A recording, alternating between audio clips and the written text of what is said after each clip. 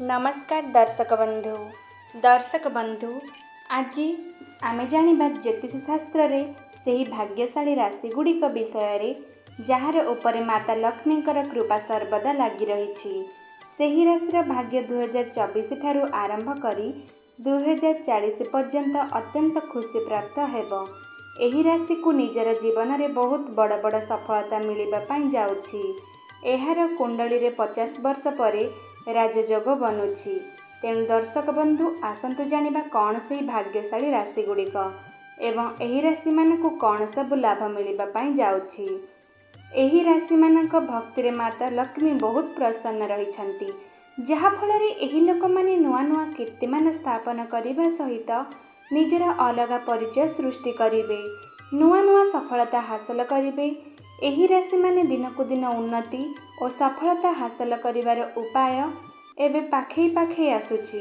जीवन रे हेबाकु थिबा परिवर्तन आपणक पई बहुत खास हेबो। शिक्षा, चाकरी, प्रेम और व्यापार वाणिज्य क्षेत्र रे आपणकु बहुत शीघ्र नुआ खुशी खबर मिलिबार संभावना नजर आसुछि। दर्शक बंधु कौनसी लोकर कथारे पड़ी आपण कौनसी महत्वपूर्ण फैसला नियंतु नाही एवं जहाँ भी करुचंती भावी चिंती करंतु। निजर विवेक विचार सहित कार्य करिवार आपणकु आवश्यकता रहिछि। कार्य क्षेत्र रे आपणकु आपणक भाग्यर संपूर्ण सहयोग मिलिबाकु जाउछि। आपणक लटरी मध्य लागिबार संभावना बनुछि। समाज रे आपणक मान सम्मान अधिकरु अधिक बढ़ी जिवो। आपणक वैवाहिक जीवन रे खुशी आसिबार देखा जाउछि।